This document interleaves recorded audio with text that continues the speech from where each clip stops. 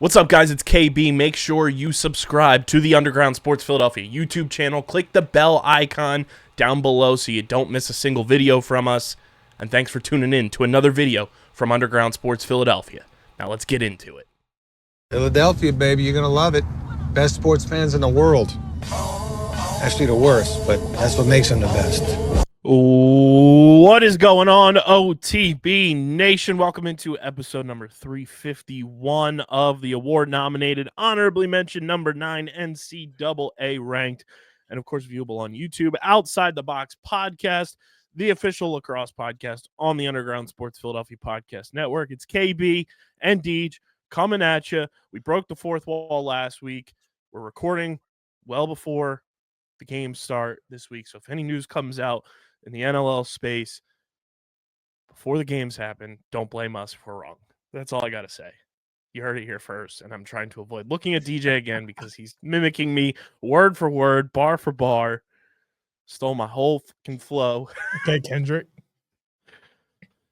DJ, what do you put on your ketchup? What do you put on a hot dog? Ketchup and...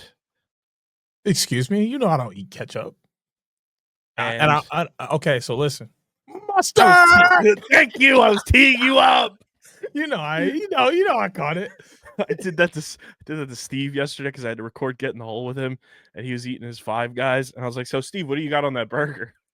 He goes through the whole thing, and as soon as he says mustard, I just yelled that out, and he was like, "Huh?" And I was like, "You haven't heard?" I was like, "Bro," and here. Steve is like big Kendrick fan. I was like, "You haven't heard the new Kendrick album?" And it immediately clicked as soon as I said that. He almost fell out of his chair. So uncultured. I was like, Dude, I I'm can't clipping wait for this and his wedding. I'm putting Kendrick's mustard yell over top of me. Please. Yeah, Kendrick's diabolical. Got the beats on Wednesday, dropped the whole album on Friday. Beast. Insane. The NLL is back. We are going to break down and preview week 1 and the amazing slate of games we have on deck. Picks of the week are back.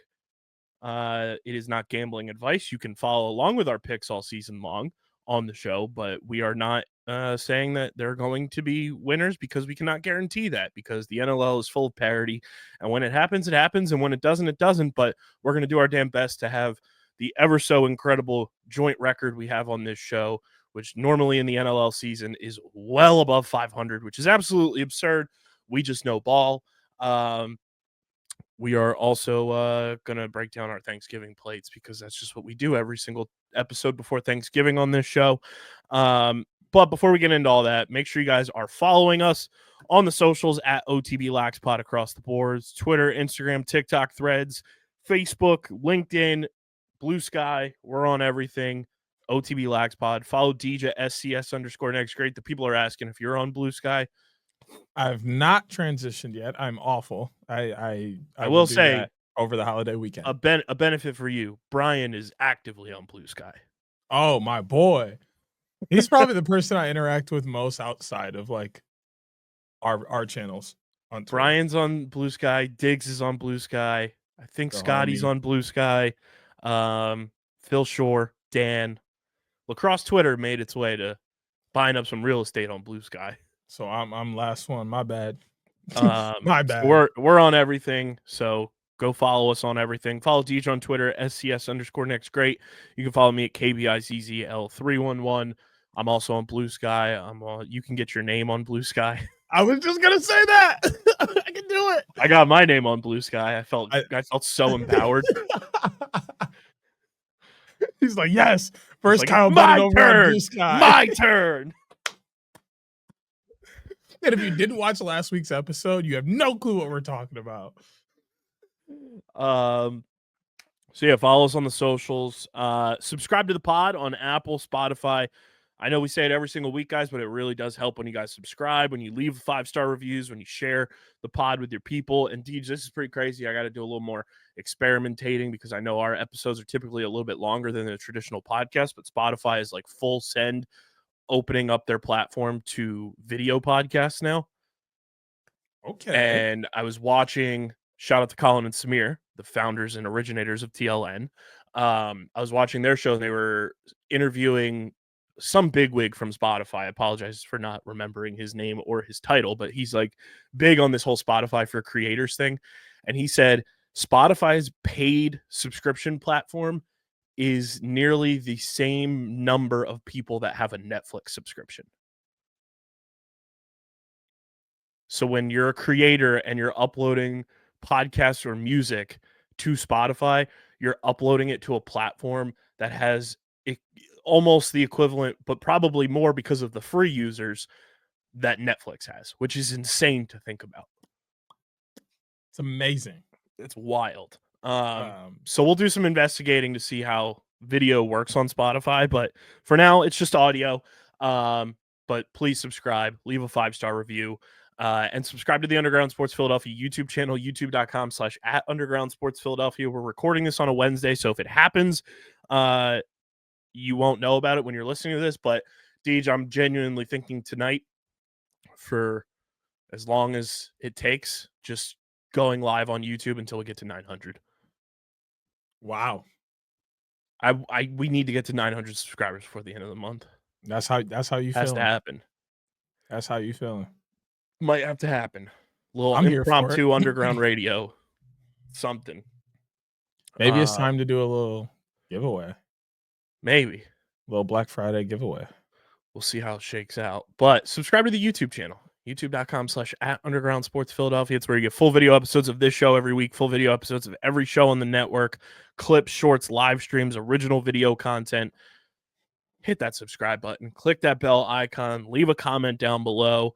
We did get a comment on last week's episode yesterday that came through, Deej. That was a multitude of comments, but it was very funny reading them as they went. I'm going to pull them up here. From user @DonaldHenry8846. He said, "Consistency is key, gentlemen. Hope Calgary goes undefeated till playoffs, though." Yes. Or playoffs 2, I'm sorry. And he also said, "What's the call-in number 2? I'm a call after every week's game." Let's go. So we have our first consistent voicemail lever for the season, which is going to be impeccable. Which And you guys he's on the Big Mac train. You guys can leave us a voicemail, speakpipe.com/OTBLaxPod. We check the voicemails frequently, and then they get featured on every episode if you leave them. So leave us a voicemail during this week's games, during Thanksgiving. Let us know the shenanigans you got going on at your crib, at your family's crib, whatever it may be. Speakpipe.com/OTBLaxPod. And this show is proudly presented by Shootout For Soldiers and Wall Ball for Warfighters. This month is going on. You still got time to get involved in seeing a bunch of videos from across the country. I plan on recording my video this weekend. Wall Ball for Warfighters is one of the coolest initiatives that Shootout does every single year. It's showcasing your lacrosse skills, no matter if you're a novice or an expert, and giving back to our nation's veterans in a healthy and fun way. Record your videos, tag Shootout For Soldiers in them. They're reposting them all the time. They want to see them as much as possible. Visit wallballforwarfighters.com or shootoutforsoldiers.com and go to the events tab on Shootout For Soldiers website and register for Wall Ball for Warfighters. You can do so through December 8th, so you still have some time. And get involved. It's one of the coolest things to see, seeing all the different colleges get involved, all the different club programs, different influencers, players. But get involved. It's one of the coolest initiatives of the year. Wallballforwarfighters.com. Click the link in the description. Get involved. And big thank you to Shootout For Soldiers for being the proud presenting partner of the Outside the Box podcast. What's poppin', Deej? It's Thanksgiving Eve as we record this. Which I said to Steve, I feel like the people that go out on Thanksgiving Eve fall in the category of like 19 to 26 is like the prime of like going out to the bars, getting shit-faced, and then waking up violently hungover for Thanksgiving. That's the prime age that happens. And if you are one of those people, I just want to put this out there as well. Be smart. I hope you drive safely. Call a rideshare service. Call somebody that doesn't drink to come pick you up. Leave the keys at home if you're going out Thanksgiving Eve. If you're going out this weekend, just be smart. be smart, people. Because Steve was like, so you're telling me this is my last year to do this? And I was like, bro, you're getting married in 2 weeks. Things change in the blink of an eye. He's like, I'm not having a kid anytime soon. I was like, I'm not saying that. I mean,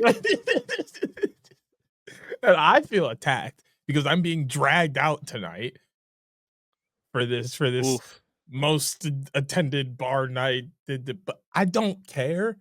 I want to go home and go to sleep. So the quicker I go to sleep, the quicker the morning comes, which means the quicker the Thanksgiving food comes. I don't want to be outside all night. See, I'm doing the I fun am in thing. that age range of Yes, you this are. stuff, You're in that so. prime age range. Hey, whoa, I'm on the tail end of this age range. I'm 25, big dog. I got one more year, like Steve said. Next year I'm gonna be like, this is my last year. I've never gone out on Thanksgiving Eve, and that's just by choice. And for the last 5 years, it's simply because I work Thanksgiving morning for the longest running rivalry in high school sports in the world. So yeah, if you want to get your Thanksgiving started right, tune in to Vineland versus Millville on the Vineland Public Schools YouTube channel. But I am going out this evening because I am reconnecting with one of my former swimmers who is now working as a production intern on Jalen Brunson and Josh Hart's podcast. So we're catching up, and I was like, thank goodness this is not like late, but I know it's going to be chaotic out there driving around. So again, if you're going out this weekend and shopping, whatever it may be, just be safe, be smart, don't do anything stupid. We want you all safe and sound because the NLL is back, Deej. The NLL is back. We've got Let's go. 5 games on deck this weekend. It all starts on Black Friday. We've got 2 games Black Friday, 2 games on Saturday, 1 game on Sunday, and I genuinely don't know. And this is going to be my 6th actual season of games, if I'm not mistaken, because obviously 2020 was cut short. 2021 did not happen, of covering the NLL. And just from a league-wide perspective, and obviously from a personal point of view, from a Philadelphia Wings perspective, I don't know if I've ever been more juiced up for an NLL season to start. I'm so excited. This year's going to be a lot of fun. There's some moves that I think balance the league out a little bit. Like, I think this is year 4, I think, for me. Year 3 or year 4, but like the first couple years that I've been doing this, it's been very top heavy. There's been about 4 to 5 teams that are like dominating the league while everybody else is kind of trying to play catch up.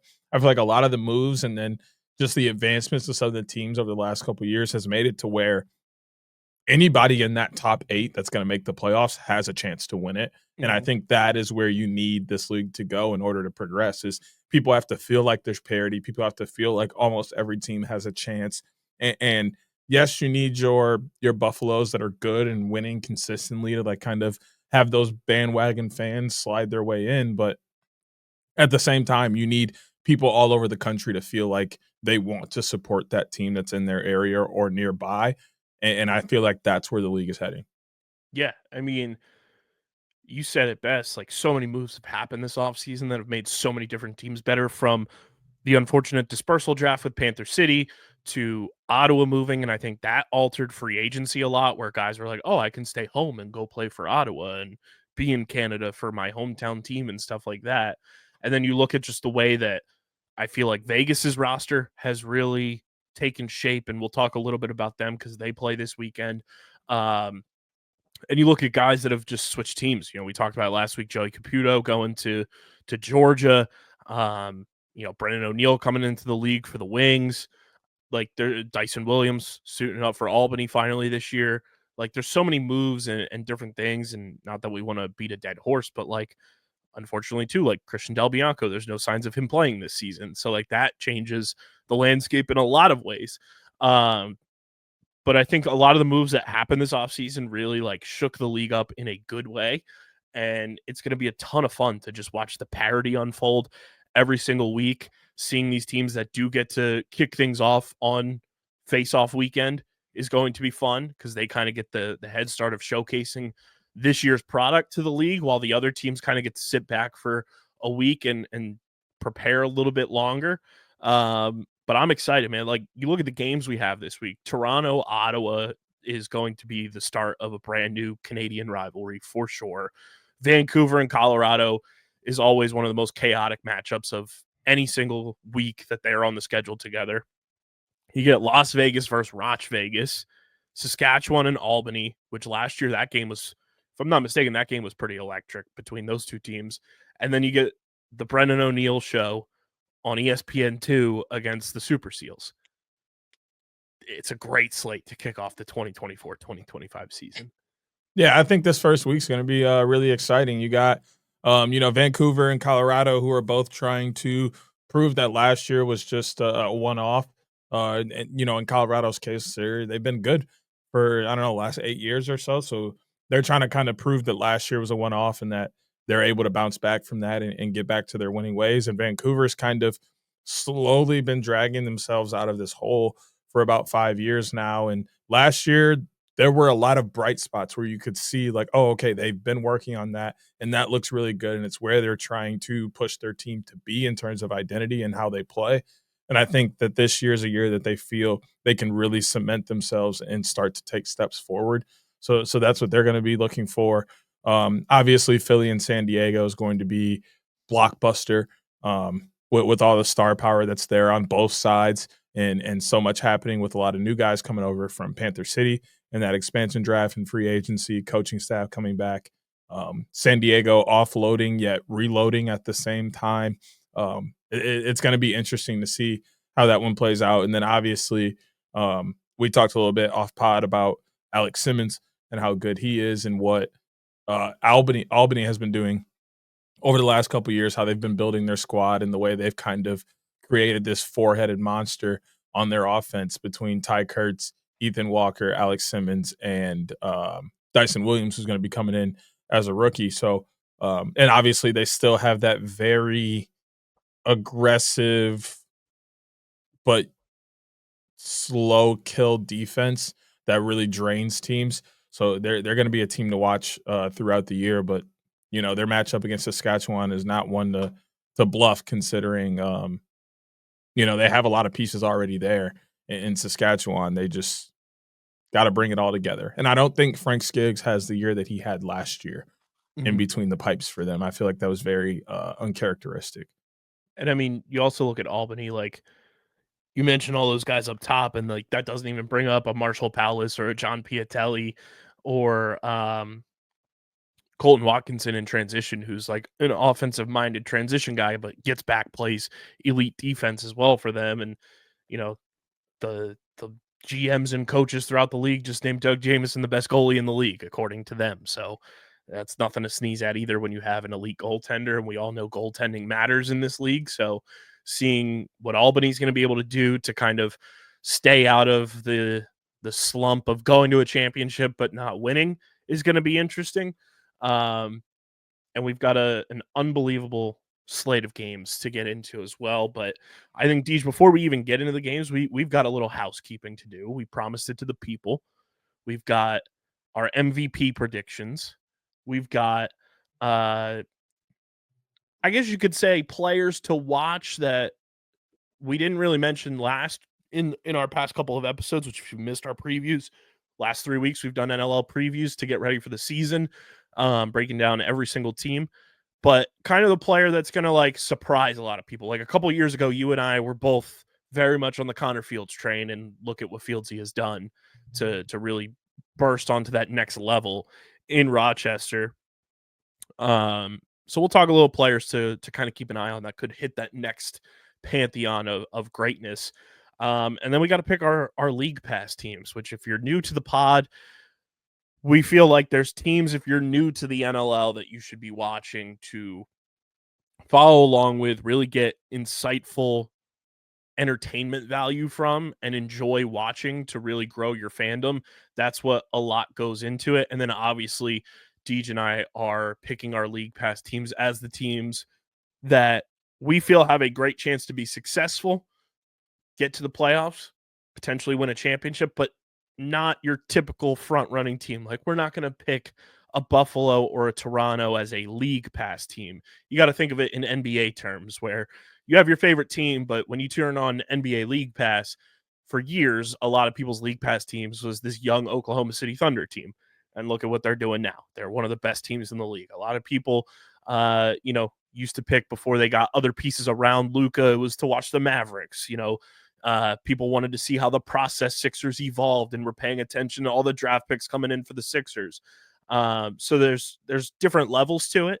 And obviously, league pass teams in terms of importance fall way beneath Deej's fandom for Calgary and mine for the Wings. We obviously want to see those two teams, for our respective reasons, succeed first and foremost. But these are teams we're going to be keeping an eye on, seeing how they play, giving reports on every single week on the pod, and we'll see how they perform. And then we also do a podcast league pass team, which is the team that we feel like you're going to have the most fun as a viewer, as a fan, watching that year, and think that they can be successful on a week in and week out basis. Last year, not necessarily the case for us when we picked Las Vegas, but the year before we picked Rochester, and they were pretty damn good that year.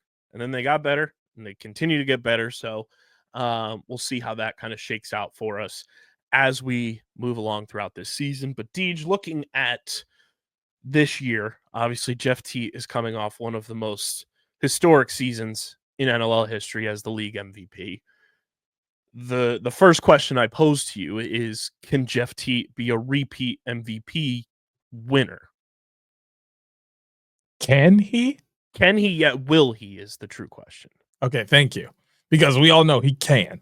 The man is going to go out there and put up numbers. He's going to be insane. And I think it's also really cool that he gets to go back to Canada and play in Canada. I think that's going to rejuvenate him as well. There's no question that I believe he'll at least be a finalist for the MVP this year. The question is, does one of these goalies have an insane year and pushes that bill? Because like we said, goaltending is important in this league. And oftentimes when a goalie has a very good year, they're in the MVP conversations, and sometimes they win it because of how important goaltending is. So that may be something that may get in the way. Of course, you're going to have one of Josh Byrne or Dane Smith at the top of that list as well, just based off of how well that Buffalo offense operates, and it runs through those two, at least one of them. So one of them is bound to have over 100-point season, multiple assists, closer to the 80, 90, 100 range. So that's kind of something to keep an eye on as well. But I do expect Jeff Teat to be back in the top ranks for the MVP award. Yeah, I think there's a lot of players that will be in the mix early on, and then it'll kind of, shake itself out the way it should. I mean, you'd be kidding yourself if you're sitting at home not thinking that Connor Fields is going to be an MVP candidate yet again. He has been a perennial candidate, and in a lot of cases has been snubbed or missed out on the opportunity when he has had a dynamic and unbelievable season for himself. He's done things that throughout a calendar year for the league nobody else has accomplished in that season. So I think Fieldsy is a prime candidate to be MVP this year. I think even from a non-biased perspective, a guy like Mitch Jones has the opportunity this year with the talent around him, with the way he moves the ball and racks up assists, very much like Dane does in Buffalo, and can kind of facilitate an offense for the Wings while also scoring. I'm excited to see Mitch in a full-fledged, like Tracy Kelusky, and this new offense that the Wings are going to have this year. And I think we can have MVP candidate Mitch Jones back this year, which would be a lot of fun to watch, because if you remember early on stages of this podcast, the 2019-2020 season, Deej, Mitch Jones was on one before the season got canceled inevitably, and we were banging the drum for Mitch Jones to be the MVP. We said the M in MVP stands for Mitch, because he was on a lethal run until the season got canceled. And I mean, I think a guy, it all depends on obviously like the way that team meshes and how he fully fits in a new situation. But like Zach Currier is a guy who is always in that mix. Late in a season, you can make an argument for Zach Currier to be an MVP. We'll see what Alex Simmons is able to do to kind of bang off a rookie of the year season and see if he gets his name in the MVP conversation. Trying to think of some other guys that could potentially find themselves there. You know, like you said, goalies could end up there. Like, would it shock us if a Doug Jamieson, a Matt Vince, a Brett Dobson, guys like that are in the MVP conversation? Nick Rose, if those guys are finding themselves in the MVP candidacy late in the season? I don't think so. Not out of me anyway. I won't be surprised. That's a normal. There's normally at least one up there, unless they all just get we can look back at some of the older years where they're putting up games that are 21-18. Like, yeah, they're probably not throwing goalies in the MVP conversation. But ever since goalies have kind of stepped in and been a true what's the word I'm looking for here? Difference maker in games, to where having a very good goalie is the difference between a 2-goal game and a 8-goal game, a 1-goal game that you could win, and a 5-goal game that you're not even close in, has been drastic. So I think that has also contributed to this. Wouldn't expect anything different with how high the skill level goes all around. The better the shooters become, the better the goalies have to become, the better the defense has to become. Is one of those iron sharpens iron things. But obviously everybody likes the exciting parts of the game, and that's why we see so many forwards in the MVP conversation. Same thing with attackmen in the field game. Same thing with quarterbacks in NFL, and that pretty much being an MVP award, the Heisman being almost a college quarterback award. That's just generally this year how the those NFL awards and the go. Heisman should be changed, because look at what some of these boys are doing. They should have changed the Heisman a long time ago, because they said it goes to the best player in college football. It hasn't gone to the best player in a long time. But I definitely understand how things go. No bias. Do you think the last time I went to the best player was Devontae Smith? I put an asterisk by that year. And not because of COVID, but because it just seemed like football was down that year. Well, not that Devontae Smith isn't super good. It was the year before COVID, I think. 19? Was it 19? Yeah. But still, even football was weird that year. Like, for the finalists, I think it was him. No, because Burrow won it. I think he won it in 20. Because I think 19 Burrow won it. Yeah. And not taking anything away from Devontae Smith or that season, because I don't think it was a COVID thing, but I just think college football that year was in a very weird spot. And he was the best player in college football, but his season, if you compare it to some of the other seasons he had and other seasons that receivers have had in the last couple of years, it wasn't like a Heisman level. Because it was Devontae, Mac Jones, Trevor Lawrence, and Kyle Trask. You know what I'm saying? Two of the three people went to Alabama. Kyle Trask never had a shot, and Trevor Lawrence was just golden boy who won it the year or a couple of years before and had to get another shot. Football was very weird that year. I think he still had a really good season, but it wasn't even his best college season, and it wasn't like a typical Heisman season. God, it's been a while. Maybe Reggie Bush was the last time. I'll pull up the list, because I'm pretty sure Reggie Bush was the last, or maybe Derrick Henry, because Derrick Henry was insane when he won it in 15. So in the last, so it's Jaden Daniels, Caleb Williams, Bryce Young, Devontae, Joe Burrow, Kyler Murray, Baker Mayfield, Lamar in 2016, Derrick Henry, Marcus Mariota in 14, which that one you can even argue that Melvin Gordon should have won that. Jameis Winston in 13, Johnny Manziel in 2012, RG3, Cam Newton, Mark Ingram in 2009, Sam Bradford, Tim Tebow, Troy Smith, Reggie Bush, Matt Leinart, Jason White, Carson Palmer, Eric Crouch, and Chris Wanke, everyone in the 2000s. Yeah, I think either Derrick Henry or Reggie Bush was like the last chance the last time we truly saw it go to the best player that wasn't just a quarterback. And I think this year they have a chance to do it.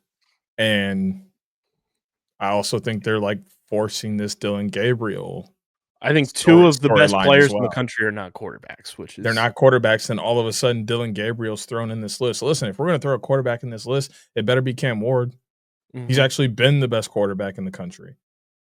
Like you're forcing it because Oregon's the number 1 team in the country and they haven't lost and they've like played very well, but like he doesn't have a Heisman-like season. Yeah. It's been so far Travis Hunter and Ashton Genty. Like they're so far ahead of everyone else in this conversation that it arguably should just be the first season we have 2 finalists there and we give it a 50-50 shot and see who wins. Right. Which brings me to this. Bring it back to the NLL. There's guys who are MVP candidates, and we both were fans of them introducing the Forward of the Year, Offensive Player of the Year award last year for the NLL that Josh Byrne also won. But I feel like there are guys that should be candidates to win Offensive Player of the Year in the NLL that aren't necessarily also the MVP, because I feel like if you're the MVP, you're taking it a step forward ahead of everyone else, where there are forwards in the NLL that have great years that should also be recognized. And I think this guy could end up in the MVP conversation too, but I think he is a front runner potentially to be in the Offensive Player of the Year award too, and I think that's Jonathan Donville.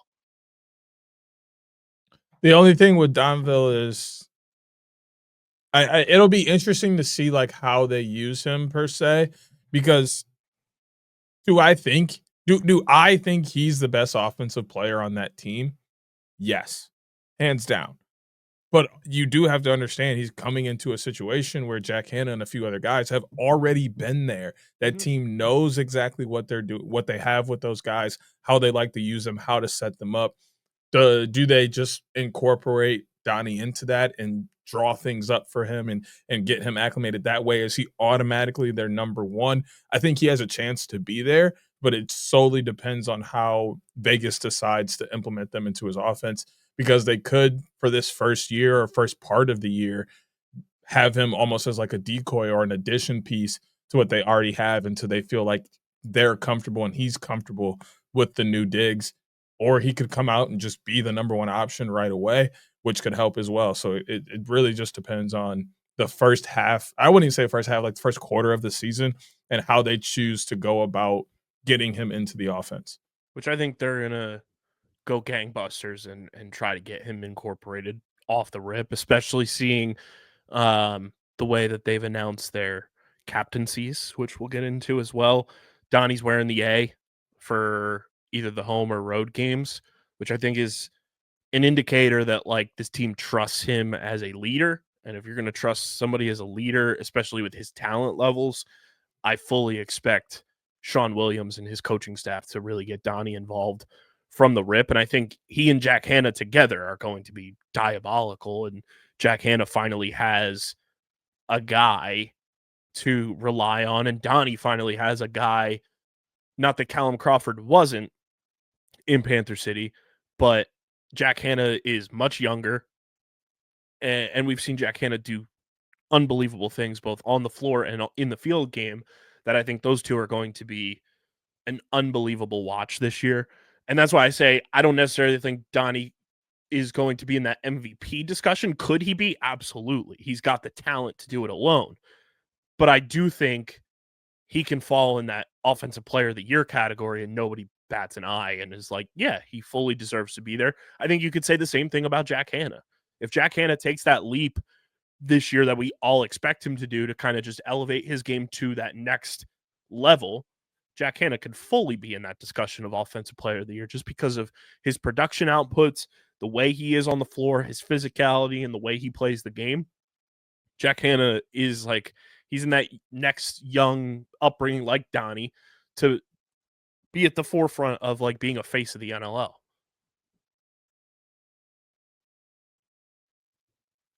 I love this reminds me so much like the NBA. Like it's just such a longevity league. Like when you still have Curtis Dixon and Dane Doby and Mitch Jones, Josh Byrne, Dane Smith, Robert Church, Joe Mark Resiteris. Matthews, Joe Resiteris, Tom Schreiber hanging around, it's hard for these new guys to really burst onto the scene unless they're Jeff Teat, you know.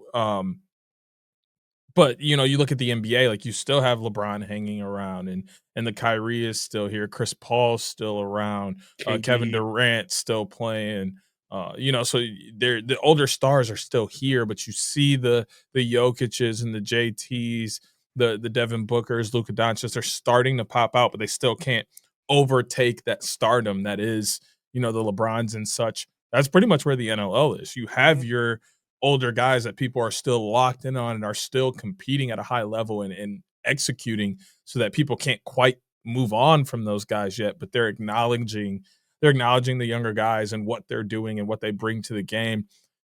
Jonathan Donville is in a very Luka Doncic, Jason Tatum situation where he's a star in the league, and when he's out there, he's putting up, you know, He's must-see TV. Must-see TV, really high numbers, great execution, but he's still going to be behind the Josh Burns and the Jeff Teats and those kind of players for the moment until some of those older guys start to filter out. Yeah, 100%. And it's so fun to watch some of these teams that do fly under the radar, or they do only have, you know, the one premium star, and then they have the supplementary pieces around them, very much like Rochester with Connor Fields. He is the guy, and everyone around him is elevated because Fieldsy makes them that much better. And now they've started to add young guys like a Thomas McConvey and those guys to, you know, Ryan Lanchberry, and they've come in and gotten their games elevated, even though they were already great young players. They're getting that much better because Connor Fields is there to kind of be the one piece that everybody rotates in orbit around to get better, which is exciting. And I think a similar thing can happen with some of these young guys in Philly. You look at the older players, and when I say older, I mean veteran. You have Joe Resiteris, you have Mitch Jones, you have Blaze Reardon, you even have Holden Katoni there, and then you bring in Brennan O'Neill. You bring in, you know, these young pieces like Nick Damute on the back end as a 25-year-old now franchise goalie with that type of expectation on him. You have those guys that can kind of float to those veteran players and really learn a lot from them. I mean, I also think you look at offensive player of the year type stature. Would it shock us if a Joe Resiteris or a Blaze Reardon is in that mix? Absolutely not. Those guys are dominant week in and week out. And if they get theirs, they're putting up, you know, 120, 130 point seasons. If everything goes their way, they stay healthy, those guys are fully capable of putting up a 130 point season in the NLL. And it's just exciting to see that the skill is able to maintain and they're playing under these experienced guys that are willing to teach them and help them grow so because they understand that the league is only as good as the guys that are coming up behind you. I mean, Green Bay Packers are a great example of that. As much as that starting quarterback is trying to keep their job and they know how important it is to like not give too much to your guy under you, they're still teaching them almost everything so that when they leave in free agency or they retire or whatever, the next guy's ready. And the quarterback play is still at an all-time high. We're seeing that in the NLL where a lot of these guys are coming in behind even defensively. You know, you're sitting behind a Graham Hossack, a Mitch DeSnew, a Mike Messenger, a Latrell Harris. These people are helping you with the ins and outs, and it's only growing the skill of the game. And as good as defenses and goalies are getting, the offense will almost always be better. So that's where you're seeing these 120, 130, 140 point seasons. And that number may continue to go up, especially if they keep adding teams, because the season's going to have to get a little bit longer as you add more teams. That's just how it goes. So those numbers will continue to raise or rise as more players come in, more teams come in, and the skill continues to go higher.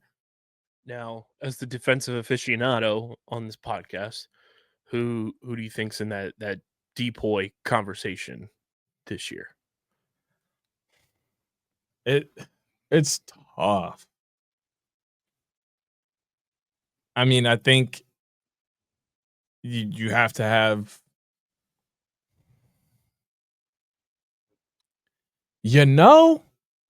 I really like the NLL's top 5. Salama is gonna be up there. He's the driving force of the Calgary defense, especially without Christian Del Bianco back this year. He's going to be a big part of how successful that defense is going to be. Latrell Harris, who should be back after his injury, is definitely going to have, I believe, a comeback season. He may be. Do they do comeback player of the year?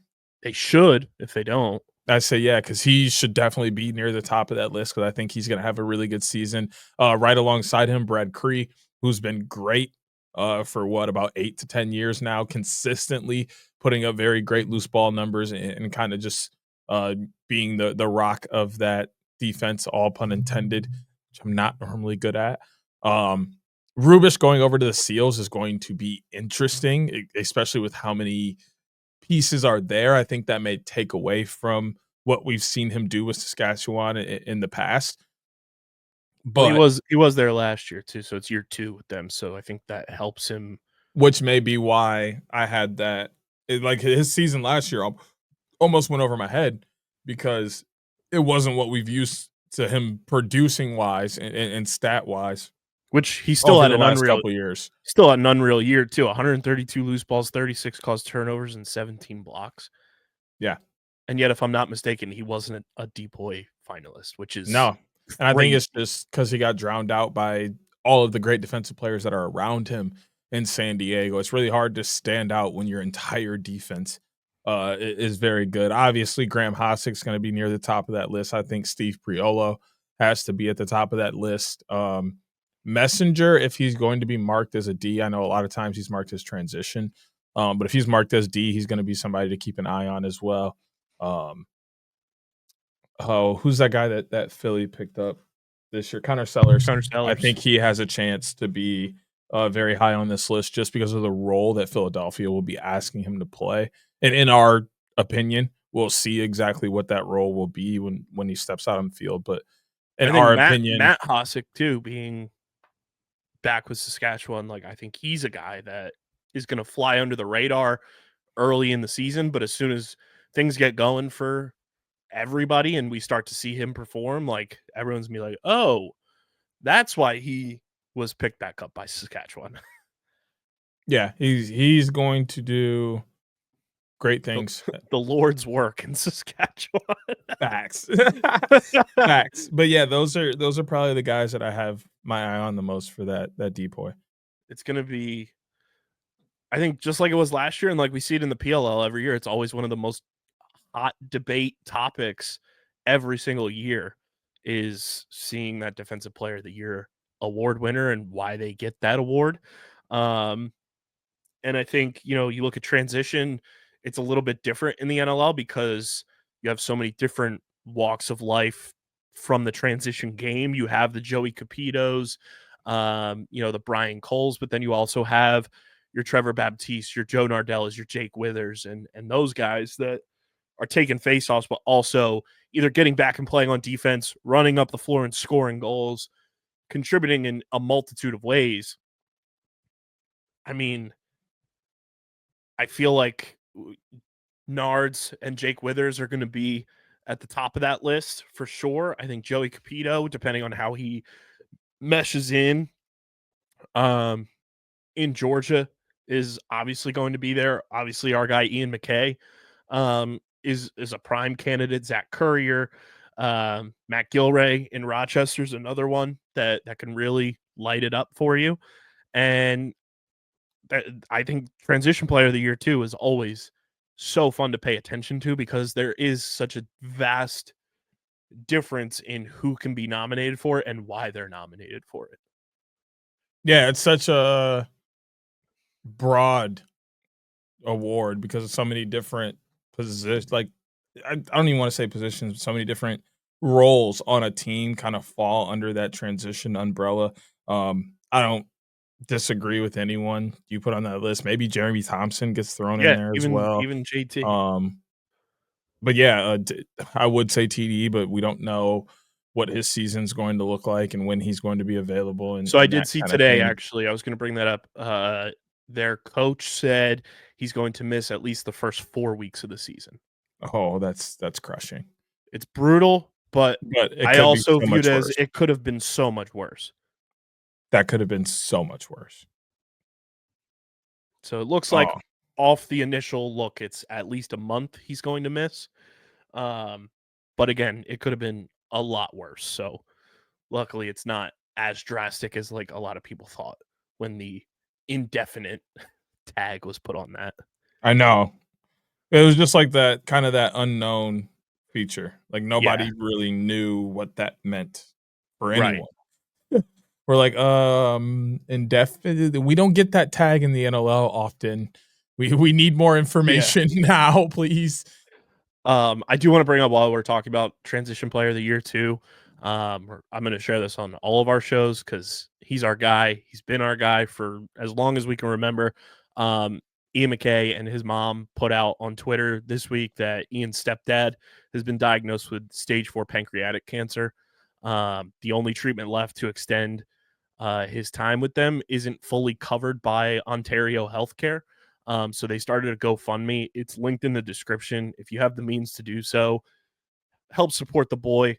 Their family has been one of the most supportive families of this show and everything we do. We appreciate their entire family so much, and it's the least we can do. So the link to that GoFundMe is in the description of the pod. We're sending our best to the Moss and McKay family during a tough battle with cancer. Yet again, Ian's mom had cancer a few years ago and beat that shit. So sending our best to Ian's stepdad and to Ian's mom during a rough time. And if we can rally around and raise some money, let's make it happen.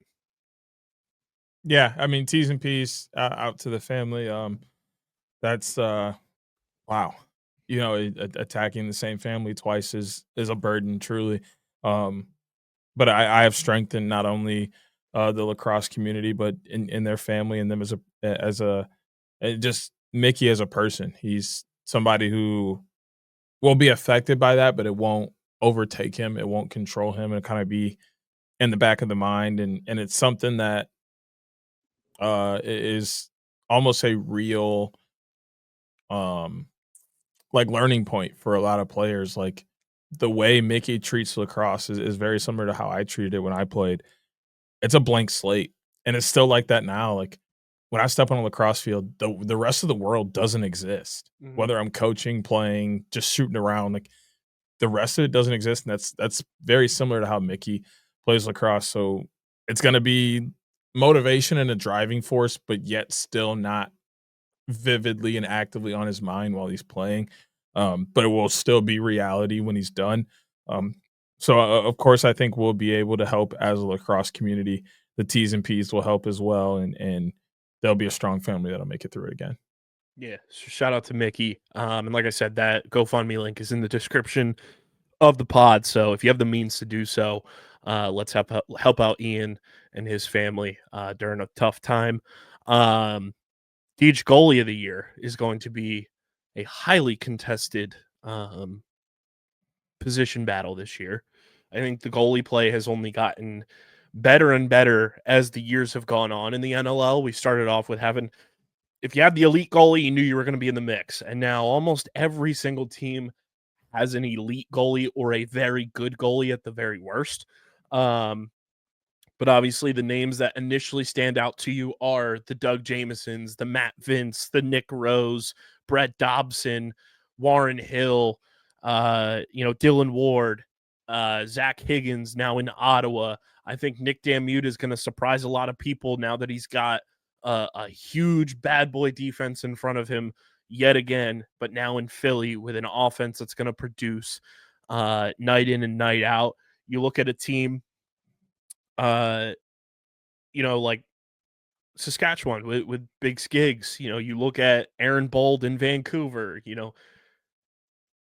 every single 10. That doesn't even mention, I think, one of, if not the best young goalie in the league, and that's Chris Origlieri in San Diego. Like, that's almost every team I just named there has a goalie that can be mentioned in that pantheon. And I think it's a fun time in the NLL because not only do we have elite offensive players, not only do we have big, bad, bruising defenders, not only do we have the swiftness and skill and finesse of the transition position, the goalie play in the NLL, I think, is at its best it's ever been.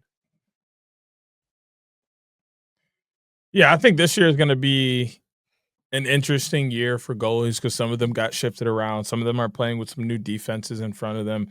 Some of them are having offenses that will alleviate some of that pressure that they felt last year.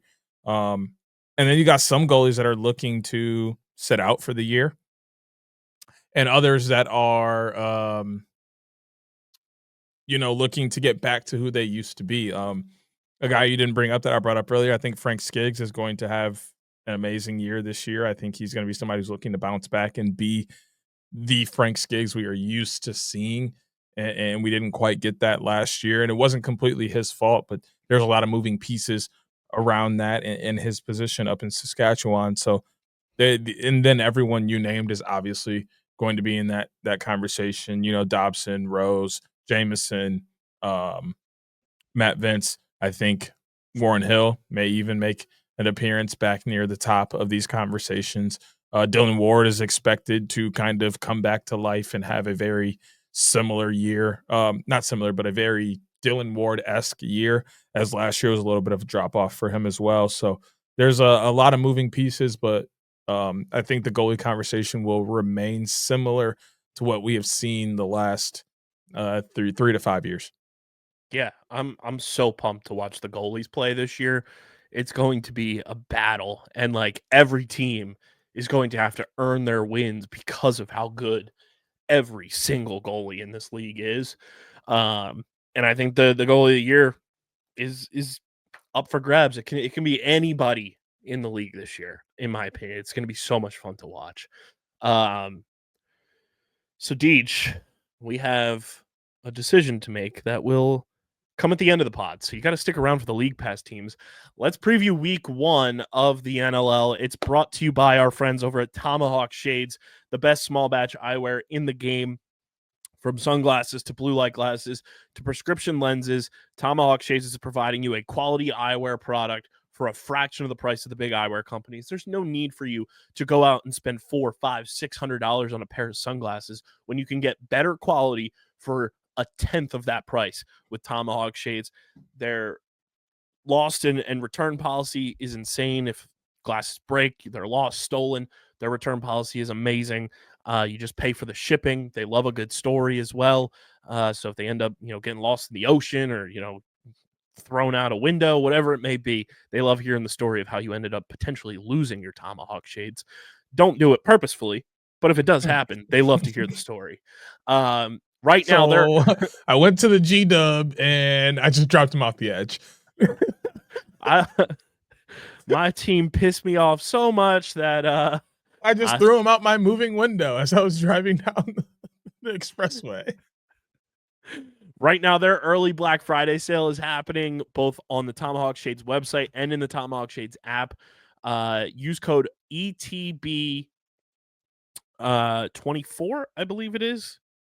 Early Black Friday, you're getting up to 90% off select styles with Tomahawk Shades this Black Friday season, Cyber Monday season.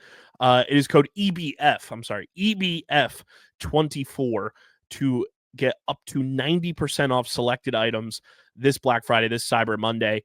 And you can get 25% off your order anytime when you use code USP at tomahawkshades.com or in the Tomahawk Shades app. That's code USP for 25% off your next order from our friends at Tomahawk Shades. Our NLL Week 1 preview is also brought to you by our awesome merch partners, PHI Apparel Company. You want to stand out in the crowd this NLL season, rep OTB, be like Mitch Jones, get an OTB hoodie this Black Friday, this Cyber Monday. We got to get him in a picture in that hoodie so badly. I need to call Lauren about that, our PR rep with the Wings, and be like, hey, Lauren, can we do a photo shoot with Mitch in his hoodie just for us to promote it because he's our guy? Be like Mitch Jones this Black Friday, this Cyber Monday. Get your OTB hoodie, your OTB shirts. And if you're a Philly sports fan, stand out in the crowd if you're going to the Wells Fargo Center to watch the Flyers. If you're going to watch the Sixers right now for some reason, do that too. The Birds are flying high. Go rep the Eagles. Spring training's right around the corner as well, and get your Phillies gear for 2025. It's the best place to shop this holiday season. And when you use code UNDERGROUND at phiapparel.co, you get 10% off your next merch order with our friends at PHI Apparel Company. That's code UNDERGROUND for 10% off your next order at phiapparel.co. Week one's here, Deej. Week one is here. Yes, sir. I'm so pumped. Like we mentioned towards the top of the show, we've got 5 elite games to kick off the 2024-2025 NLL season. Friday, Black Friday night. It is Toronto and Ottawa at 7 p.m. and then the night caps at 9:30 p.m. Eastern time. Vancouver at Colorado. Saturday, 7 p.m. doubleheader. Las Vegas at Rochester. Saskatchewan at Albany. And then Sunday on ESPN2, prime time, the debut for Brennan O'Neill as the Philadelphia Wings take on Zach Currier and the San Diego Seals. What a slate of games to kick off the season. Yeah, I'm super pumped for Ottawa to be getting their first bit of pro lacrosse, and maybe it's a return from way back in the day. I don't believe so. But nonetheless, excited for them to be getting pro lacrosse coming to the area. So that's going to be a game to watch. Obviously, even if Toronto is without TD Erlin and possibly Tom Schreiber as well, that's still going to be in a very exciting game. Both sides have amazing players and pieces there to make that exciting. Latrell Harris coming back, Nick Rose still in net. Excuse me. Jeff Teat is on that Ottawa squad. Damon Edwards did move on and go to Colorado. I saw that this week, so he won't be the captain for that Ottawa squad. But this is going to be an exciting game. The Battle of the Vegases is going to be hype. Roch Vegas, Las Vegas. Rochester is just such an exciting team, and Vegas is so young that this is going to be a game of energy, one that I'm excited to see. And if there's anybody that's good at scoring energy goals and getting everybody pumped, it's Connor Field. Jack Hanna is also really good at that, and so is Jonathan Donville. So is I believe Curtis Knight is not still a Rochester Nighthawk, is he? No, he is. Yeah, Curtis Knight is also very good at that. Pretty sure he is. Ryan Smith also very good at that. So this is going to be what I believe will be a little bit of a higher scoring game that's going to be filled with excitement. And then, like I mentioned earlier, with Albany and Saskatchewan, and what they're looking to do this season with their teams, Philadelphia and San Diego obviously is just stars. It's like is they rolling out the red carpet for that? Because I hope so. At this point, that's what it's looking like. And then Vancouver and Colorado will be kind of a battle of teams looking to prove everybody wrong, which could arguably be the game of the weekend, since I think they have the most to prove and fight for in week one per se. I think everybody here has something to fight for and something to prove, but when you're looking at this slate of 10 teams that's going to be competing this weekend, those two are the ones that really have to prove something. And I think a close third behind them is a close third and fourth really is Ottawa and Vegas in that order. I think Ottawa just has to prove that they're going to be bringing exciting teams and games to the Ottawa area for fans to be involved in and wanting to support them and go out and spend time and money there. And then Vegas just has to prove that they're actually making strides and looking to move forward in advance to try and get themselves a playoff spot. Yeah, I mean, it's an unreal slate to kick things off. And not that this is NLL, but I don't know if you saw this. This came out probably 3 hours ago almost. Did you see Ty Xander's tweet? I have not. So as reported by Inside Lacrosse last night, Yale lacrosse attackmen Leo Johnson and Chris Lyons are headed to Terps Men's Lax as grad transfers after the Bulldogs 2025 season. That's disgusting. He said, it sounds like the duo ultimately picked Maryland over Notre Dame. They also visited Syracuse together. The goal was to always play together and to get the decision done well before the season to eliminate distractions, similar to what we've seen with other Ivy Leaguers in the past, even if those decisions weren't public until seasons ended in May. Some Yale transfers going to Maryland. Yeah, it's disgusting. Yeah, I mean, I think the games I'm most excited about, to bring it back in, I think Toronto and Ottawa is going to be fascinating because I don't know if Tom Schreiber's playing. I'm not 100% certain. I don't think he would be. That injury only happened 2 months ago, and that would be crazy. And I mean, it wouldn't surprise us because he's like an X-Men. Um, but there was chatter that Challen Rogers didn't really look like himself during training camp. He had some uncharacteristic turnovers. Seeing Treasy get his feet back under him is going to be interesting because you can only do so much when you're rehabbing. You can only do so much on your own. Game action is so much different. I'm excited to see Treasy back out there, but we'll see how he does. No TD at the stripe is definitely something that tilts things more even keeled for early possessions, for that first opening faceoff, and then after each goal, it makes it a lot more even in this matchup. And I'm excited to see Ottawa's offense. They're led by Jeff Teat, but they have dogs. They have Larson Sundown, they have Connor Kiernan. They have Riley O'Connor. Like that team is loaded offensively. And like we said when we previewed their season, it all comes down to their defense in front of Zach Higgins. And you had an elite goalie matchup there between Higgy and Rosie to start things off this season. It's gonna be so much fun. And like you said, get the red carpet, the gold carpet, whatever you need. Philly and San Diego on ESPN2 is going to be must-see TV. I am so excited to watch Brennan. I'm so excited to watch this Wings offense. So excited to see this new look San Diego offense. And it's a Wrigley versus Damude, arguably actively the two best young goalies in the league that are age 25 or younger. Like that's amazing that we get that matchup from a goaltender perspective. And I think Philly's transition game is going to be something to watch in that game as well. I think it's going to be much improved from what we've seen over the last couple seasons. Early season, Tyler Burton's going to be taking faceoffs for the Wings. Nick Rowlett got injured, so he's on injured reserve right now. So it'll be Tyler Burton, who took faceoffs for Panther City last year and did a great job for them. So it's not like they have somebody inexperienced or kind of just like a nobody at the stripe taking faceoffs there. So we'll see how it all shakes out. And I mean, San Diego doesn't have Trevor Baptiste back yet either. So that shifts things a little bit, to be a little more even keeled at the stripe for that matchup as well. But I'm pumped about this slate of games. Like I'm going to be glued to my TV all weekend watching the NLL. It's going to be so much fun. It's going to be so much fun.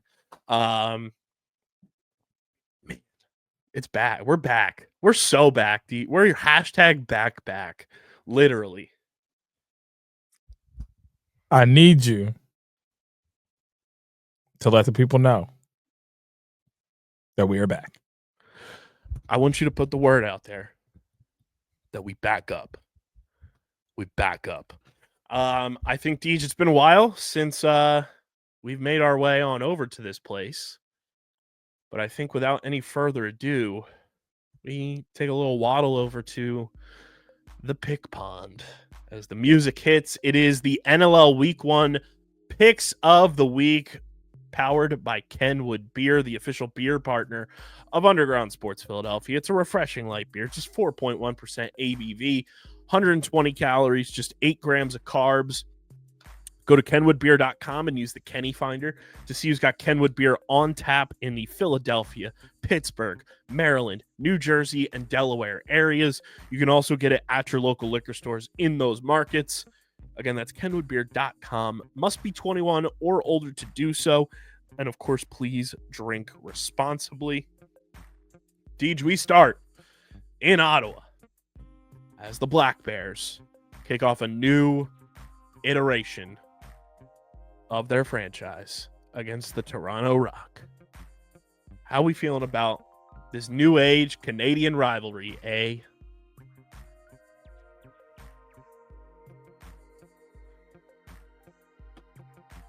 I don't know. I don't know.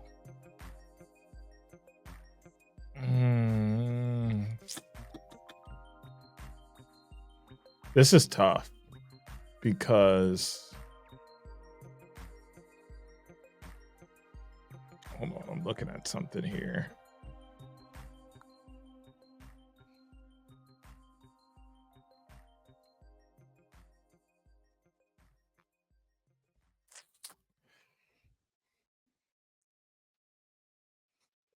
I'm going to start the year on a very questionable decision and go with Ottawa. I'm going Toronto. There's a lot of things that are equal about these teams. You can make the argument for Ottawa's offense, obviously led by Jeff Teat. You can make the argument for Toronto's offense, which right now is going to be led by Mark Matthews, one of the best to ever do it. You can make an argument for Higgy. You can make an argument for Rosie. You can make an argument that at the stripe right now, they're pretty even keeled. I think the scale kind of tips when you look at the defense, and Toronto's defense is littered with star power. And I think that's inevitably what's going to end up helping Toronto win this game on the road, is having that stalwart defense in front of an all-world goalie in Nick Rose. I like that.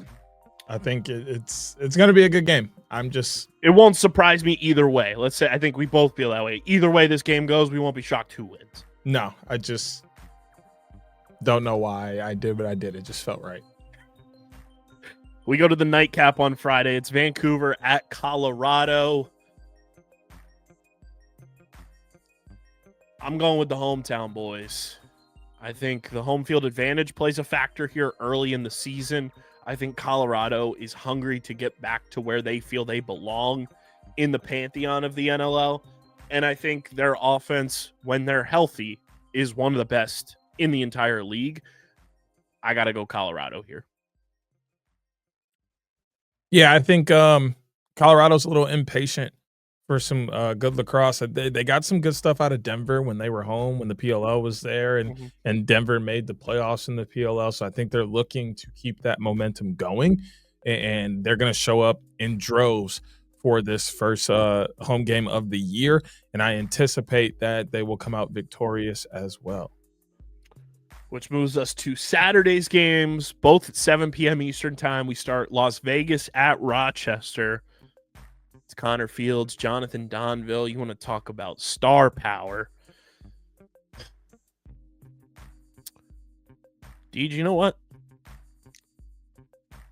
I'm feeling a little frisky just like you. I'm picking them Vegas boys to go on the road and get a dub. Here's why. Donnie's a stud. Jack Hanna is going to take another step forward. And I love that the Las Vegas Desert Dogs announced from underdog to top dog, New Jersey's finest. Who were we just talking about last week as somebody to watch out for? Connor Curse, the new captain of the Las Vegas Desert Dogs. I like what they're building there, and I think this is going to be a good opportunity for them to really prove to themselves early in a season that, like, hey, we have the pieces, now let's go execute. I think Vegas gets a dub in a game that's going to be very back and forth and a lot of fun to watch. Give me the Desert Dogs. This game will be what I believe one of the most exciting games of the week. I think that Vegas will come in excited. They'll come in ready. They're going to have that energy about them, that first game of the year, young guys trying to get onto the scene. But ultimately, I don't believe they have anything on the defensive side that can slow down Connor Fields. And when he gets going, that offense really tends to get behind him and create more opportunities for themselves and others. I got Rochester winning a close one at home. I can see it. The other 7 o'clock game, it's Saskatchewan at Albany. Albany looking to rebound from losing in the NLL finals. Saskatchewan looking to go and prove that, hey, we're trying to get back in the driver's seat and be back in that elite pantheon again. It's the debut of Dyson Williams. It's Alex Simmons season 2. Ty Kurtz, Ethan Walker, Doug Jameson, Joe Nardella, hashtag back. The real ones know. I got to go with Albany here. They're so fun. They're so good. They're so talented. They're so well coached. Give me Albany. Yeah, I got to go Albany as well after what we saw from them last year and their real step forward and being, second in the league at the end of the regular season and making a little bit of a playoff push. Not even a little bit, getting all the way to the NLL finals and eventually dropping them to Buffalo. I think they now believe that they're amongst that upper echelon and that they have to continue that level of play. You're adding Joe Nardella once again back to this squad.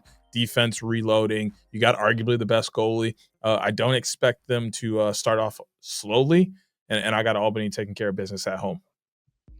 And then we go to the prime time game of the week. ESPN2, 6 p.m. Eastern Time. It is the one, the only, Brennan O'Neill's NLL debut. The Wings, the Seals. You already know where I'm going. Let it fly. It's wing season, baby. Give me the Wings. I like the revamped roster. I like the direction this team is going. I like the speed they're playing with when I've gotten to see them at training camp. I think the Wings are in good shape to get a nice statement win opening weekend on the road against the Seals.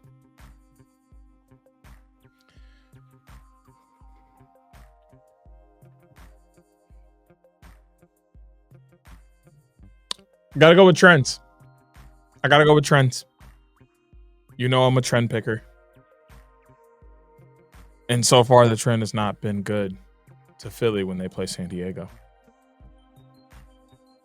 I'm going to stick with San Diego to pull one out in Pechanga Arena early in the season. Diggs is probably going to be there going insane. If you got an extra ticket, big dog, hit me up. I can get a last-minute flight. I'll be there tonight. No. I'll be there Friday night, though. The shizzle. Nonetheless, I do think that there's arguably just too much all around on San Diego for Philly. Not just one side of the ball, but transition, defense, offense, face-off, goalie. Like, they're loaded everywhere. There isn't really a question mark with San Diego. They're in that position where they need to win. They need to win an NLL championship. Plain and simple. I do like that it's going to be even at the stripe because, again, Trevor's out still with his injury from the PLL season. So he's on the PUP list or IR, one of the two. I just like the Wings offense a lot more than I like the collection of the new Seals offense. So give me the Wings. So there's our picks. Deej is going Ottawa, Colorado, Rochester, Albany, San Diego. I'm going Toronto, Colorado, Las Vegas, Albany, Philly. And those are your NLL Week 1 picks of the week, powered by Kenwood Beer. NLL's back, baby. And you know what else is back, Deej? We got a little bit of this right here for the people. The Boston Cannons have extended the boy, midfielder, Dren Dog, Ryan Drenner through 2025. Tote God stays for at least another year. Have you ever seen his tote like up close, like during game? Looked at him and like it's unreal. He can't see. I swear he can't see. It can't be possible. But indeed, homie goes out there and puts up week after week, so maybe he can. He's a beast. I also have some breaking news that only pertains to us in this very moment of recording it on Wednesday, November 27th, 2024. Flash sale for Gold Week with the PLL, Deej. Hats are buy one, get one free. I just got that text. Crazy. That's a fire deal. That's unreal. That's a fire deal. Gold Week is one of my favorite weeks of the year, PLL wise, because you get so much insane apparel and drip from the league at such a discounted price, I am just over the moon. And I think I got to go with the new Indigenous Heritage hat. I think I got to put that in the bag. And I think I got to go and do like we do whenever the league brings to life one of our creations. I think I got to get that Outlaws hat. Yeah, I think so. I think That you thing are is thangin', entitled to that. just like the pink chrome jersey that we brought to life. It was here for a good time, not a long time, but we did bring that thing to life. I spoke that Outlaws hat into existence from the jump, so I think that's what I got to do. So we're gonna go broke, but before we do, Yep. want to talk to you guys about our friends over at Buff. It's the official neckwear of Survivor, and Buff is going to get you through the holiday season because it is the best place to shop for your people that love exploring the outdoors or just know that they need to protect their face and their head and their neck from the elements. Buff is the go-to place. Deej and I are going to be stocking up on Buff this Black Friday and Cyber Monday because their Black Friday sale is 40% off the entire website, up to 40% off. And Cyber Monday, it's up to 50% off. So click the link in the description. Shop Buff's unbelievable collections, including the Survivor branded buffs. And hook up your people this holiday season by getting up to 50% off this Cyber Monday and up to 40% off this Black Friday with our friends at Buff. And Deej, what would it be if we weren't recording here and talking about a little college football on Paramount Plus? It Yes, is sir. a perfect thing to do because Deej, you know what we got? We got Football Friday on Paramount Plus. When you guys are listening to this, we got a matinee on Friday. You can catch Minnesota taking Wisconsin at Camp Randall Stadium. And then Stanford takes on San Jose State. That Minnesota-Wisconsin game at 12 p.m. Eastern Time. Stanford-San Jose State at 4 p.m. Eastern Time. Catch epic matchups like those and stream college football on CBS Live with Paramount Plus in the Paramount Plus with Showtime plan. Get started today. Use our link. Sign up for Paramount Plus free and watch and stream college football on CBS Live with the Paramount Plus with Showtime plan by using our link in the description. And on Friday, catch Minnesota taking on Wisconsin at Camp Randall Stadium. Coverage starts at 12 p.m. Eastern Time, and then Stanford taking on San Jose State. Coverage starts at 4 p.m. Eastern Time, which will lead you right into the NLL action on Friday. Perfect way to do your Black Friday. Do a little shopping, come home, watch some college football, and then get ready for the NLL to be back only on Paramount Plus. It's Thanksgiving Eve. We always break down our plates. We break down the food. We talk it all. And Deej, I forget, are you a cranberry sauce person? I am. So I've seen this new recipe floating around the social media verse, and Nope. No, it's pretty interesting, and it's something I would have never thought of in a creative sense that I think I would enjoy. I think you would enjoy it too. So it's a dessert using Okay. cranberry sauce. Oh, But hear me out. Hear me out. Hear me out. Hear me out. Ready? It's interesting. It's like the ocean spray like slices of cranberry sauce, but you take them and like the it's called like tortoise shell, like the chocolate that like hardens on ice cream. They do, but they took like chocolate bars and then they froze it to be around the entire thing. So then it's like chocolate covered cranberry sauce. Oh, I'm about it. it's the whitest thing you ever said to me, bro. Chill on me. That's just revolting. No, Ew. it's an Italian thing. Must be. Because there's these Italian chocolates that inside it's like raspberry filling. I'm feeling it's the same kind of concept there. It's just cranberry instead of raspberry. That's a big Italian thing. Not Looks a fan. bomb to me. Not a fan. You a fan? No. Chill on me. I'm talking. Nah, that's not my jig though. I'll probably never get down with that. But anywho, I do put it. Yeah, I use cranberry sauce though. what's on Deej's plate this Thanksgiving? Considering I'm going to multiple Thanksgivings, I'm gonna have multiple plates. It's gonna be awesome. But they're probably all gonna have about the same things on them. I am a one piece of turkey kind of guy. I don't really eat turkey. It just does not taste good to me. It's not dry. There's nothing wrong. It just isn't my jig. But I do one piece for the tradition of Thanksgiving. Um, Definitely gonna have some ham on there. There's a good chance that we will have chicken and or ribs. Those will either both or whichever one is there will be on my plate for sure. Cornbread probably will still have a dinner roll next to that piece of cornbread. Um, Cornbread dressing, 1,000% gonna be on the plate. That's a grind. Baked mac and cheese. Let's get the collard greens gonna be on there. Gotta have some hot sauce. Probably will have cranberry sauce on top of my cornbread dressing. What else is gonna be there? Sweet potatoes, yams, whatever you want to call them. Those will most likely be on the plate as well. May have a deviled egg or two. That is very much a feeling thing. Like I gotta be in the mood. Like, dude, there's sometimes a deviled egg will be in front of me, and I will make that'll be me. I'll be like, and shaking and shivering. You And other just times I'm said, like, yeah, let me get ugh, that, John. my skin just crawled. Yeah, but I know you don't really like eggs like that. So The smell of eggs makes me very, sick to my stomach. very different. I'm not a big potato salad guy. Dessert wise, I really hope there's some banana pudding. Definitely gonna have some sweet potato pie. That's a slapper. Um, Hopefully there's like a 7-Up pound cake somewhere nearby. I would love to slam on that. Maybe a German Speaking of chocolate 7-Up, I found the 7-Up Shirley Temples.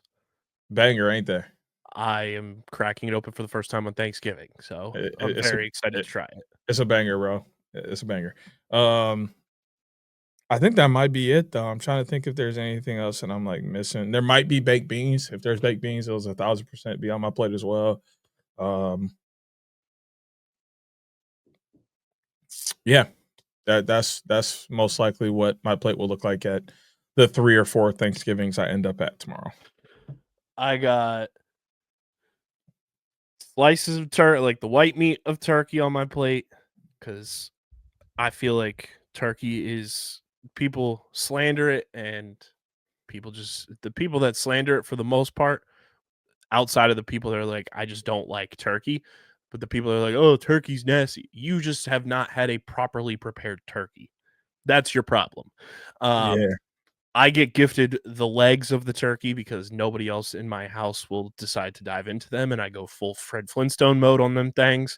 What, you Mashed think you played in a Thanksgiving football game or something? call that thing. I kick off everybody in Cumberland County's Thanksgiving the right way, baby. He said, yeah, so I deserve a turkey leg, god damn it. Call me the galloping gobbler, John Madden in this bitch. Screaming. We've got the mashed potato volcano on the plate, hands down. We got the delicious and delectable seasoned green beans with the roasted and deliciously seasoned almonds, cranberry sauce. We do corn. We do the biscuits, which I told CFO Margie, I said, we got to get the regular biscuits and we got to get the crescent rolls in this bitch. Need them crescent rolls. Whew. You trying to get off Whew. this year. What else do we do?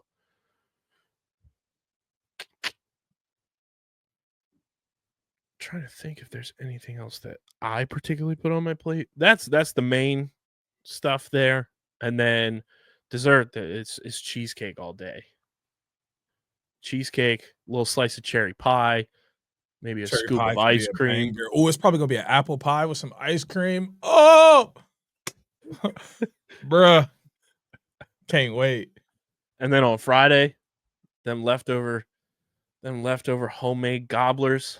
Hachi machi, good night. I ain't got time for no gobbler. I want the whole plate over again. I'm having the whole experience again. I do that, but then like sometimes like lunch rolls around. It's like we doing stuff, so I'm like, let me do something real quick. I take biscuit, pop in turkey, mashed potato, cranberry sauce, got some little slider action. Whew. Good night. I also said, because that Giants-Cowboys game that's happening at 4:30 or whatever is going to be the biggest snooze fest, the nap I'm going to take during that game is calling to me like the Green Goblin mask. You're hilarious. that is hilarious. But I just, if I'm gonna stop and eat, I'm gonna stop and eat. Ain't none of that quick stuff. I'm having me a whole nother Thanksgiving meal.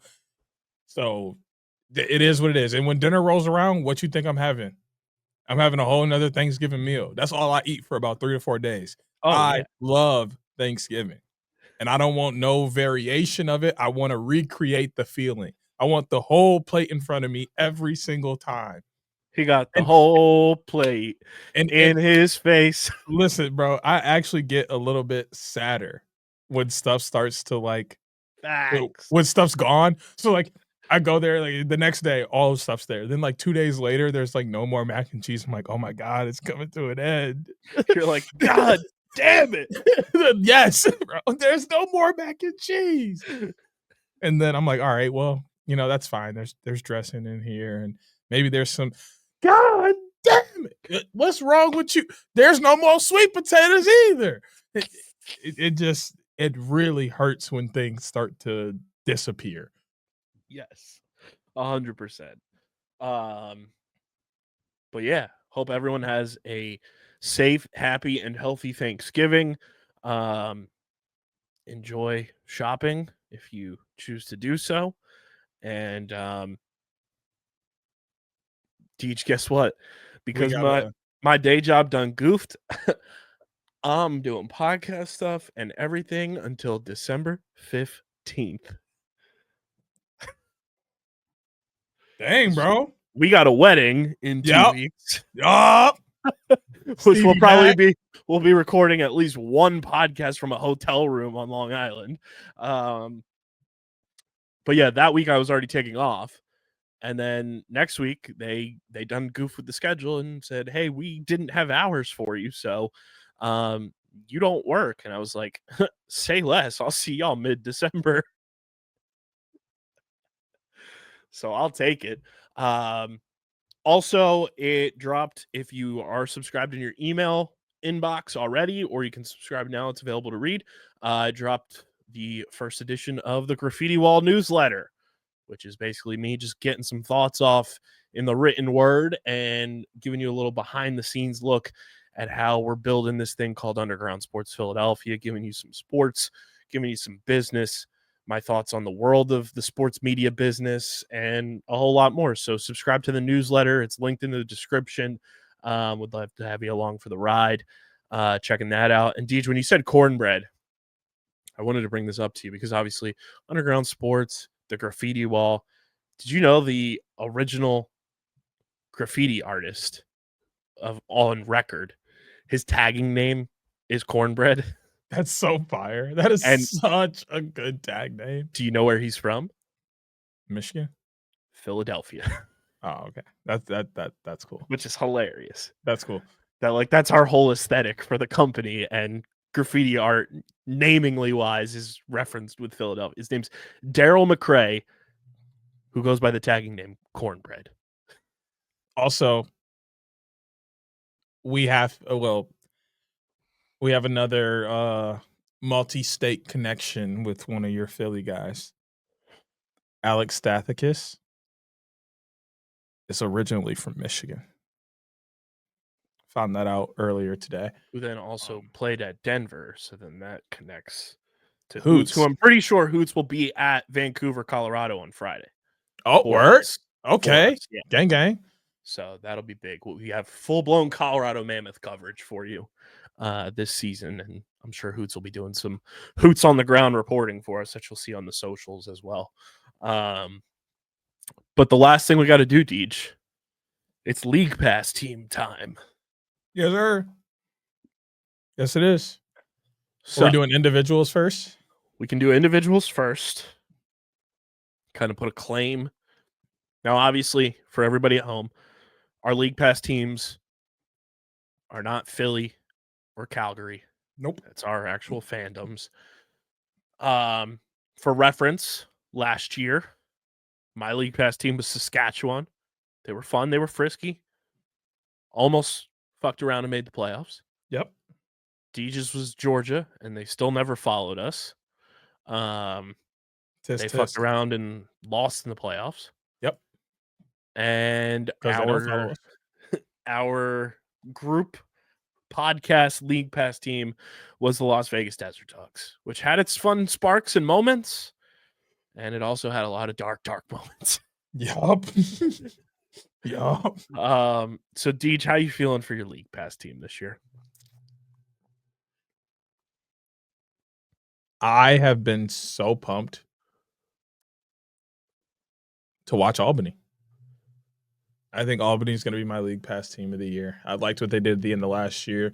They were they obviously weren't like new when I got into this because they were, the Black Wolves and all of their history as a team, but they were kind of a newer squad in Albany when I was getting my hooks into the NLL. So it kind of feels right to finally connect up with them, and I think they're going to have another really good season.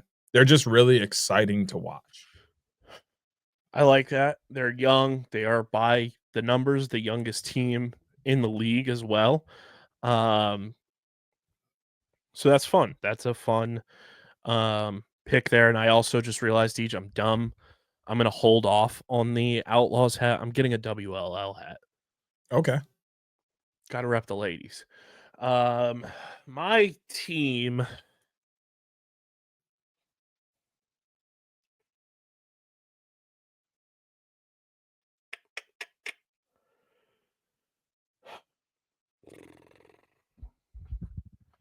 My league pass team. I'm gonna stake a claim all by my lonesome this year. I'm going Vegas. I'm running it back. Turbo. I like the moves they made this offseason.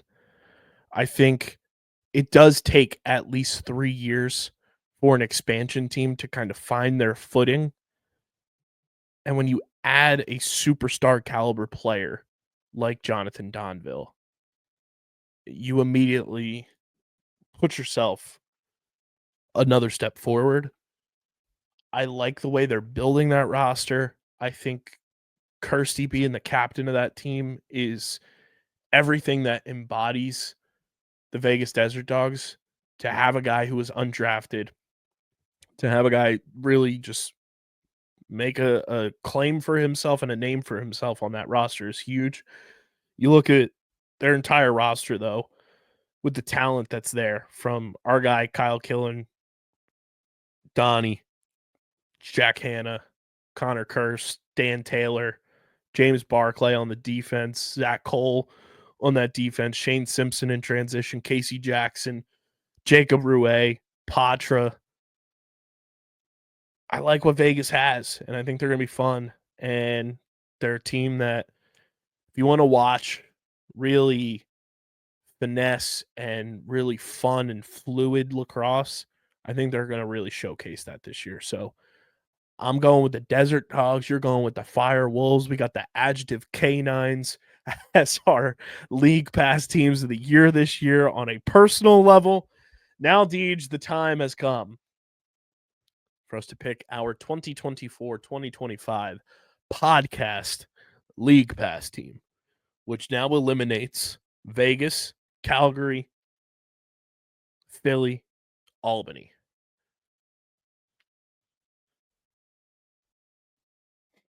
And I think from the jump, we already said it, you can't really pick a defending champ as a league pass team. Buffalo is very fun, but that's not the definition of a league pass team.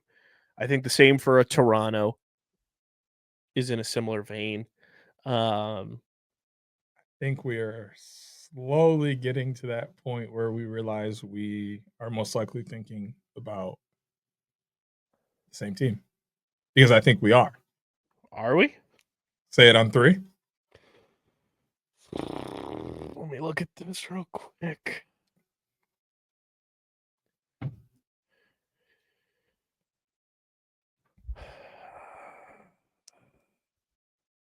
Okay.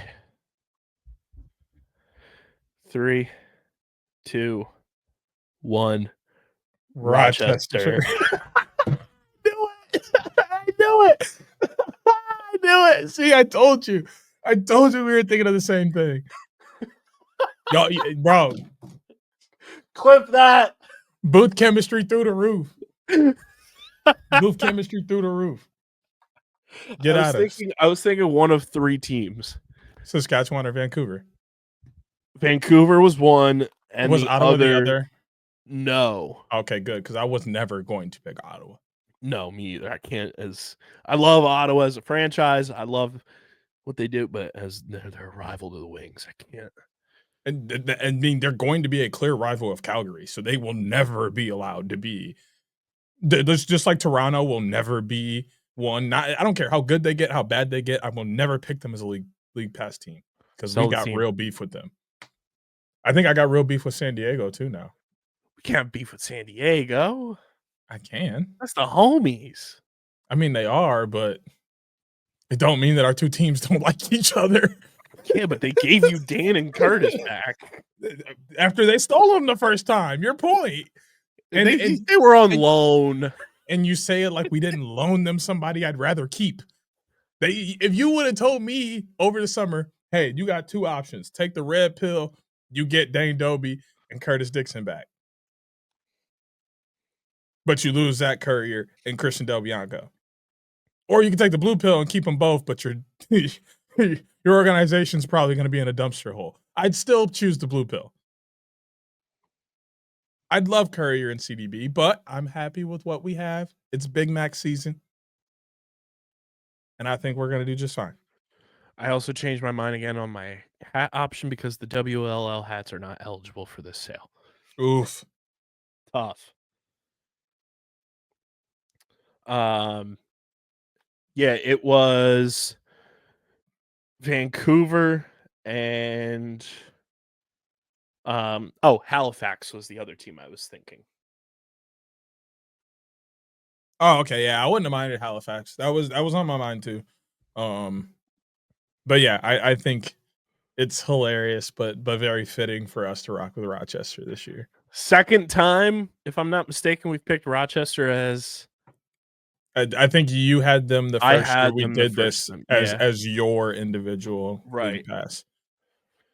So but this is the first time as a pod that they will be every league pass team on the pod this year is an adjective animal.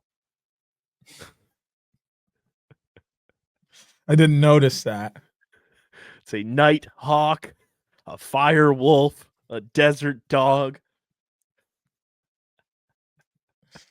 We did a great job. Okay, hear me out. Ready? If there's any artists out there listening to the pod, what I need y'all to do, I need you to draw a fire wolf and a desert dog flying on a nighthawk for us.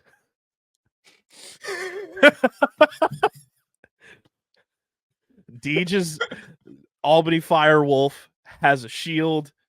The desert dog has a sword. And they're flying on a nighthawk. That would be electric. If you can do that for us, DM us, hit our line. We need that. Those are your league pass teams of the year. The Vegas Desert Dogs are mine. The Fire Wolves are DJ's. And the Rochester Nighthawks. Rochester.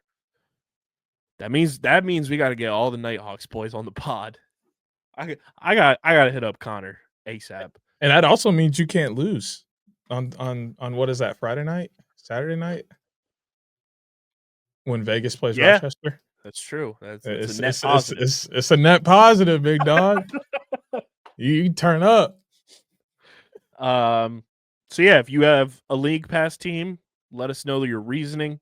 Love to hear it. Drop us a voicemail, speakpipe.com/OTBLaxPod. DJ, any final thoughts before we get up on out of here and go on a trip to Snoozeland? Like my homie said in that YouTube comment, Calgary undefeated. Big Mac season. I'm trying to eat as many Big Macs as I can. So The more games they win, the more Big Macs y'all see me eat on these podcasts. So, kicking it back to my first time meeting a bunch of people in Underground Sports Philadelphia, and Pitt's absolutely dogging a Baconator on the home run derby stream. That's so funny. Dog that thing. And I'm like, hey, yo, clip that. Yeah, no, I'm just excited for the season. Season's going to be dope. Enjoy your Thanksgiving because mine is going to be awesome. There's tons of sports on this week.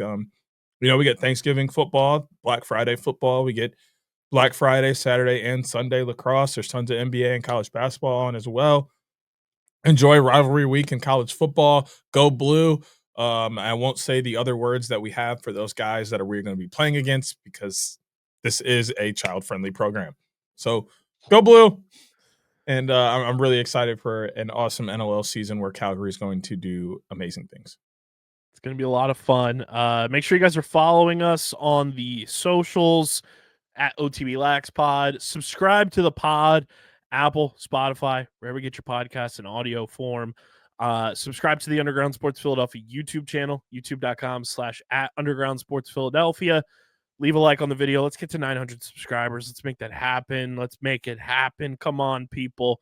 It's youtube.com/@Underground Sports Philadelphia. Register for Wall Ball for Warfighters. There's still time to do it. Get your registration going. Submit those videos. Post them everywhere. Click the link in the description to register. Everybody have a happy, safe, and healthy Thanksgiving. Enjoy your weekend. Hopefully, we're sitting here next week with the Wings 1-0 for my mental sake, and the boys are buzzing, and then we get ready for a Wings home opener, which is going to be absolutely electric.